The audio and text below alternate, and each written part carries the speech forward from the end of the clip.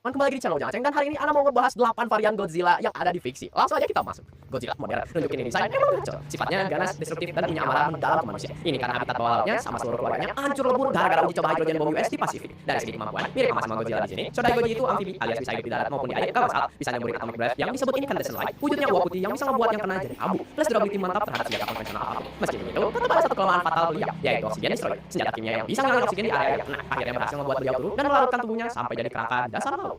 Legendary Godzilla, varian Monsterverse, penampilannya kayak gini. Godzilla ini yang mungkin semua orang paling familiar di zaman modern ya. Selain Godzilla Minus One, sifatnya benar-benar perwujudan puncak predator yang menyendiri. Kalau secara sifat beliau perwujudan apex predator, kalau secara alami beliau ini disebut alpha predator, alias penyeimbang alam yang biasanya nggak peduli sama manusia atau makhluk apapun selama nggak diganggu, tapi bakal jadi agresif tanpa basa-basi kalau ada yang nantangin tahtanya. Godzilla ini amfibi dengan durability tubuh kuat banget, bisa selamat dari ledakan nuklir point blank, literally di mukanya, bukannya hancur jadi debu, malah tambah kuat pula. Legendary Godzilla bisa nembakin atomic breath biru yang saking kuatnya bisa nembusin kerak bumi sampai nyampe hollow. Bisa ngeluarin thermonuclear pulse juga, alias wujud penuh Godzilla versi legendary, sampai bisa berevolusi jadi evolved Godzilla. Udah kayak Goku, tiap form berubah warna. Nah, kelemahannya mirip sebelumnya yaitu oksigen destroyer. Juga sangat susah ngelawan frekuensi tinggi Mecha Godzilla dan bisa overload energi radiasi kalau nyerap terlalu banyak, harus dikeluarin sebelum ngeledakin dirinya sendiri.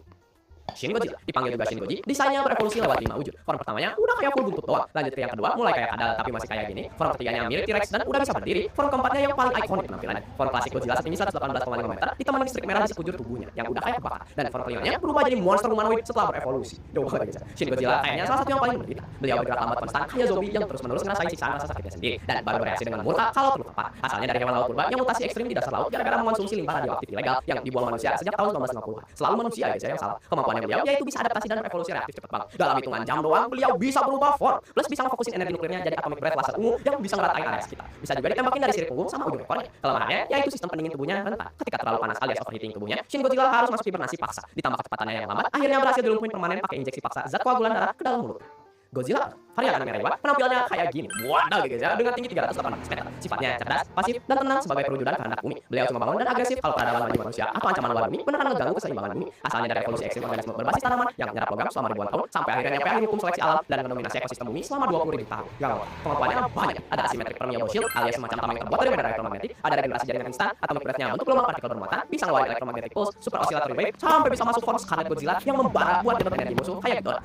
Breath-nya yang bisa dipantulin sama monster, juga energi beliau bisa diserap kayak waktu sama Ghidorah. Ada juga senjata anti Godzilla kayak EMP Harpoon yang bisa ngebuat Godzilla lumpuh sementara. Burning Godzilla alias Heisei Godzilla, penampilannya kayak gini. Kulitnya menyala dan terus-terusan ngeluarin uap panas karena jantung nuklirnya lagi ngalamin meltdown. Sifatnya benar-benar gak stabil dan jauh lebih agresif dari biasanya karena energi internalnya yang meluap nyebabin rasa sakit luar biasa yang gak berhenti-berhenti. Asalnya dari Heisei Godzilla yang tubuhnya nyerap radiasi badak, abis deposit uranium di Pulau Baas meledak dan micu reaksi berantai yang gak bisa dikendaliin. Kemampuannya nambah berkali-kali lipat. Kekuatan fisik naik drastis, bisa nembakin burning atomic breath alias atomic breath tapi on steroid, ngeluarin infinite nuclear pulse yang bisa ngeratain area sekitar sama regenerasi yang jauh lebih cepat. Kelemahan fatalnya, iya tubuhnya sendiri yang jadi time bomb. Kalau suhu tubuhnya nyentuh derajat tertentu, beliau bakal ngalamin meltdown total yang bisa ngelelehin kerak bumi. Beliau akhirnya turun dengan cara meleleh setelah energinya terkuras habis ngalahin Destoroyah. Godzilla in Hell, varian Godzilla dari komik Godzilla in Hell, desainnya beda-beda karena banyak ilustrator ya guys ya. Sifatnya gigih, berani, dan netral total. Beliau kagak sudi tunduk ke surga maupun neraka, sampai berani natap langsung dan ngeratain para dewa, malaikat, sama iblis yang ngalangin jalannya. Dog, Anda baru tahu Godzilla sedip ini lore-nya. Kirain ada raksasa yang neror bumi aja, coy. Hell nah. Backstory-nya, Godzilla original kelempar jatuh ke lubang neraka habis berantem lawan Space Godzilla di Rio de Janeiro yang berujung hancur bumi. Dog, can we chill? Kemampuannya di sini hampir gak ada batasnya. Kekuatan fisik dan durability-nya nggak ngotak. Atomic breath sama atomic pulse-nya terus bertambah kuat tiap kali beliau konsumsi lawannya. Punya regenerasi instan sampai bisa tumbuh lagi abis kepalanya lepas. Bisa manifestasiin tameng dari energi malaikat juga dan bisa ngandalin Hellbat buat ngebentuk ulang tubuhnya. Kelemahannya hampir gak ada karena statusnya yang abadi di sini. Meski sempat frustasi, waktu serangannya beneran gak mempan sama sekali ngelawan Hellgate Guardian sama God Demon. What is this, bro?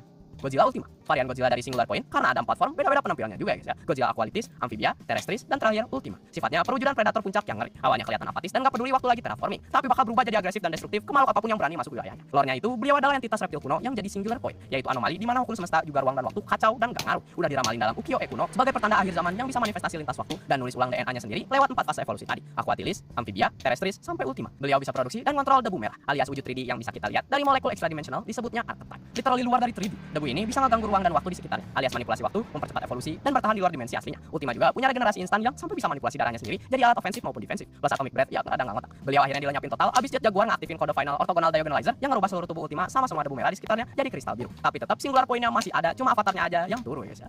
Godzilla Marvel Comics. Bisa-bisanya sempat masuk Marvel nih kadang. Penampilannya kayak gini normal-normal aja. Sifatnya yaitu perwujudan kekuatan alam yang liar, gak bisa diprediksi, very territorial dan bahaya bagi manusia. Tapi beliau punya kecerdasan taktis sama kode moralnya sendiri, kayak nolak nyerang anak kecil dan mau bantu Earth's Mightiest Heroes ngelawan ancaman ekstraterestrial. Asalnya reptil prasejarah amfibi yang dianggap gamma mute, yaitu mirip Hulk lah. Bangun dan termutasi setelah uji coba hydrogen bomb US di Pasifik tahun 1950-an, sebelum sempat beku di Gunung Alaska. Kemampuannya klasik lah ya, dengan durability yang bahkan bisa nahan petir Thor, regenerasi instan cepat, renang kecepatan tinggi, sampai sempat dapat kemampuan napas di dalam air. Habis mutasi lebih lanjut sama Dr. Demonicus. Adapun satu hal menarik, yaitu radiasi internalnya beliau bisa ngacauin teknologi ruang waktu kayak time platformnya punya Dr. Doom. Sangat menarik ya, cowok. Arianda, yo, teritorial banget dan nyimpan dendam ke manusia, tapi punya emosi dasar yang bikin beliau bisa ngenalin ancaman beneran dan akhirnya bisa ngampunin manusia demi nurut permintaan anaknya Minila. What is going on, bro? Asalnya reptil prasejarah amfibi termutasi radiasi yang bangun tahun 1954, tapi bukannya turun sama Oxygen Destroyer, beliau berhasil dikurung dan dibekuin di bawah Antartika selama puluhan tahun sebelum akhirnya dibebasin lagi buat ngelawan invasi alien Zillion. Godzilla ini salah satu varian paling brutal secara fisik dan paling ahli bela diri. Entah gimana ceritanya. Beliau bisa lempar kumonga sampai ngelawatin cakrawala, punya stamina tinggi banget cukup untuk ngalahin belasan kaiju secara berturut-turut, sama atomic breath-nya yang bisa di-upgrade jadi spiral hit ray habis nyerap energi Kaiser dari Ozaki. Dan itu yang dipakai buat ngeluncurin Kaiser Ghidorah keluar angkasa. Kelemahan utamanya jelas suhu ekstrim di bawah nol karena bisa ngelumpuhin dan ngebuat beliau tidur pulas ketika terkubur di bawah Antartika.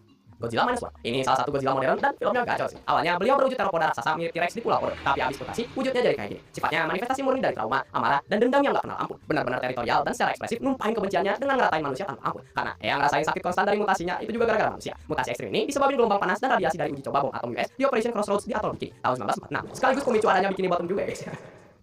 Fisiknya mantap, amfibi gacor di laut dalam, regenerasi seluler instan yang bisa nemui seluruh tubuhnya cuma dari serpihan kecil sampai ke atomic breath yang sebelum keluar bakal ada build up-nya dulu. Breath ini setara bom atom yang micu shockwave beradius 6 km. Beliau akhirnya berhasil dihancurin abis tubuhnya dipaksa kena kompresi ekstrim dari laut dalam ke permukaan laut di Operation Wadasumi. Sebelum mulutnya ditabrak pesawat sinden bermuatan bahan peledak tinggi yang memicu energi atom di dalam tubuhnya meledak dan ngancurin Godzilla ini dari dalam. Tapi ya bakal ada film keduanya, Godzilla -0, yang artinya kagak turun permanen. Maaf atas suaranya guys ya, karena sedang ada sakitnya juga. Tapi varian Godzilla mana yang favorit kalian? Mau ada part 2 gak? Komen di bawah.